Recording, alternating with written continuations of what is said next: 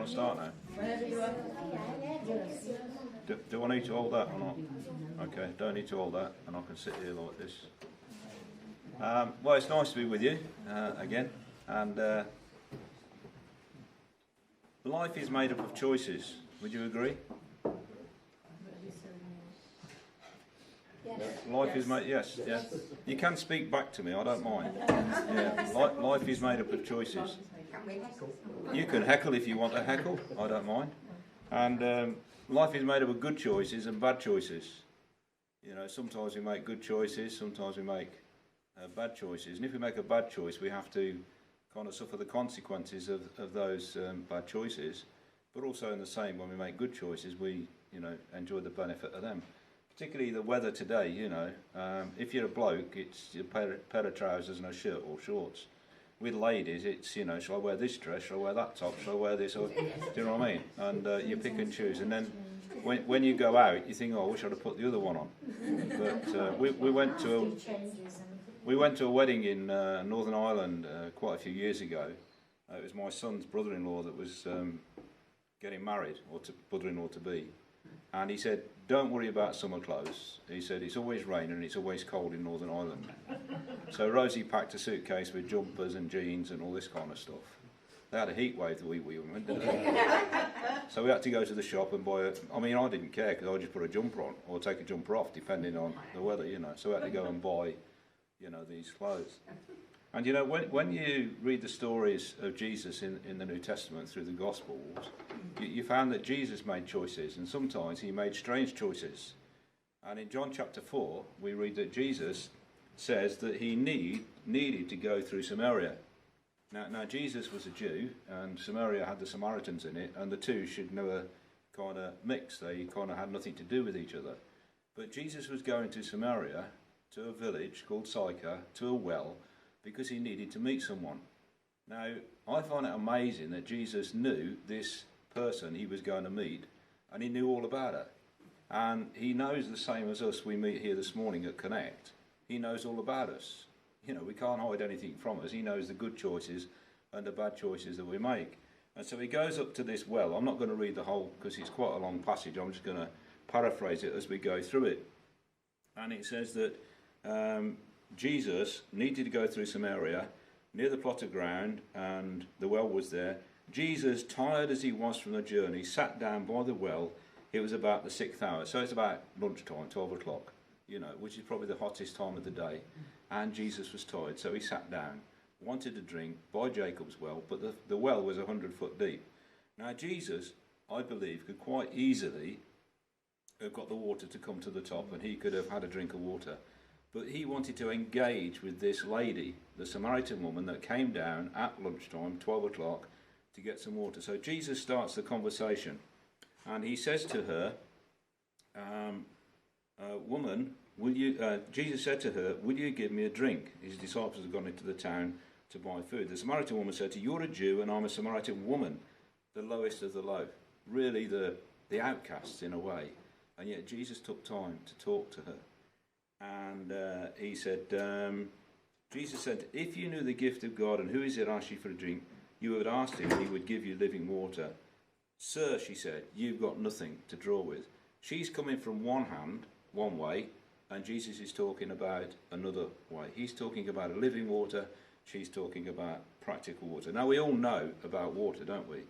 We'd like a bit of water coming down from the heavens now to do a bit of the water in the garden, And the men at Mafia yesterday, according to some we went on a river, according to some we went on a canal, but it was still water. Now I would like to swim in a river, but I wouldn't like to swim in the canal, because one is dirty and horrible, but the river is nice, clean, and it's all water. The sea is water as well, isn't it? And the water that comes out the tap is water. I'd like to drink the water out the tap, but not the water out the sea. So there's all these different kinds of water there is. And Jesus is talking to this lady about living water, and she said, where can you get this living water? Are you greater than our Father? And so they have a dialogue then about where this water is going to come from. And I don't think the woman really understands what Jesus is talking about, but Jesus knows what the woman's talking about. And she said, sir, give me this water so I don't have to keep coming here to draw this water. And Jesus said to her, go call your husband. Now, Jesus knew every detail of this lady's life. He didn't, what should we say, condone her. He didn't berate her. He didn't lay the law down to her. He allowed her to open up as she was. And she said, I don't have, she said, go and call husband. He said, I've got no husband. And Jesus said, you're right. You've had 5 husbands.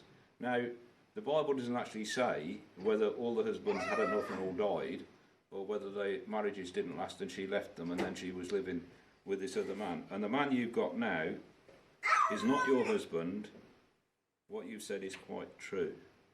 And so Jesus knew about this lady and the bad choices that she had made in her life.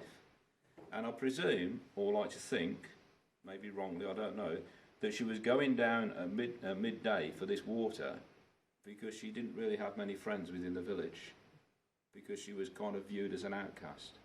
And yet Jesus had the love and the compassion to spend time talking to this lady.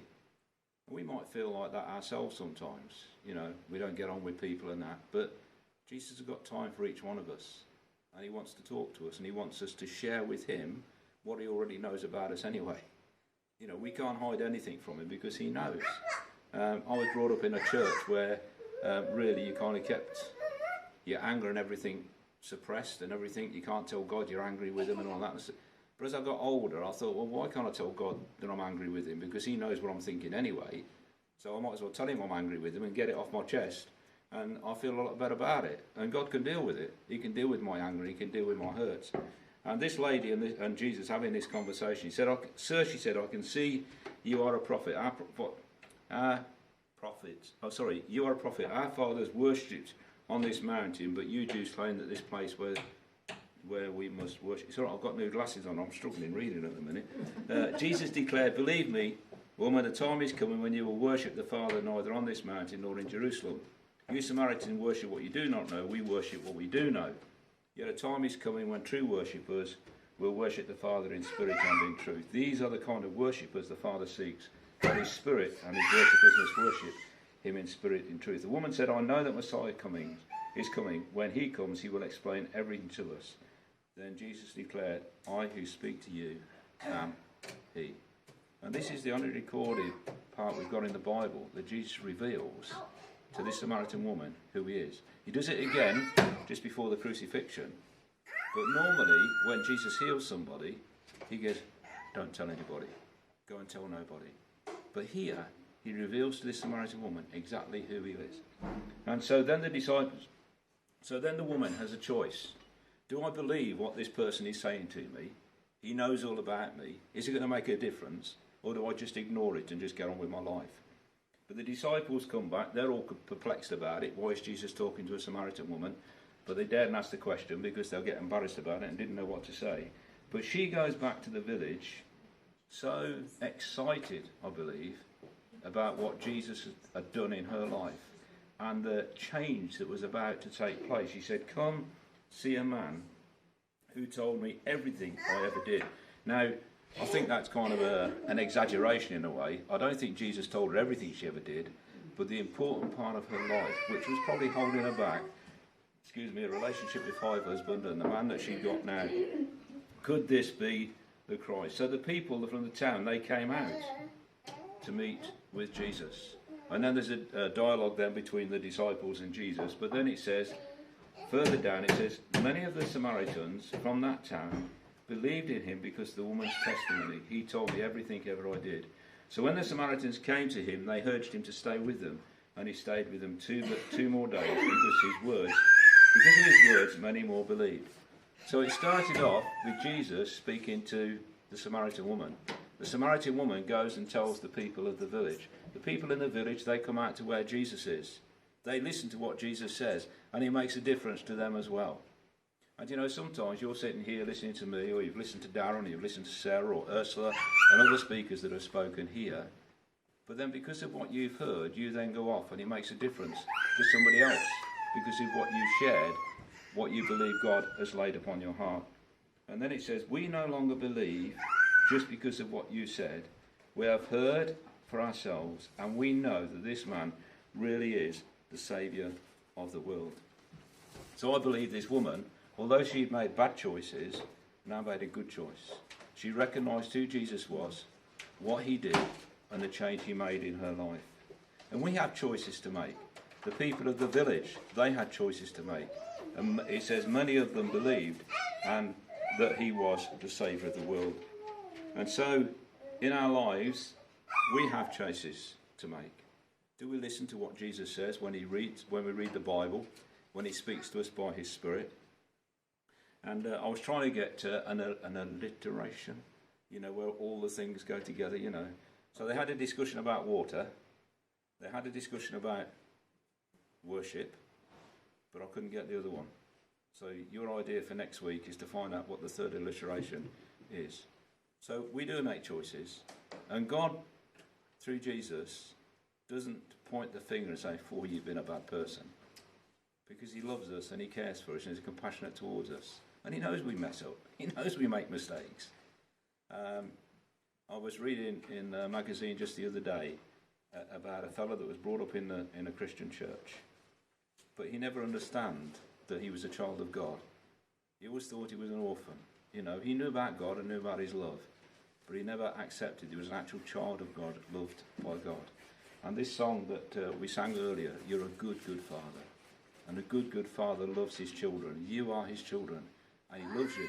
He's got a purpose and a plan for our lives, even though we sometimes make bad choices, even though sometimes we get it wrong.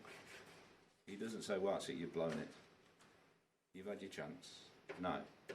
He welcomes us back with loving arms to help us to progress and go on.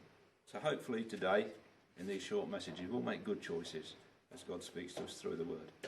Thank you. And I never followed my notes.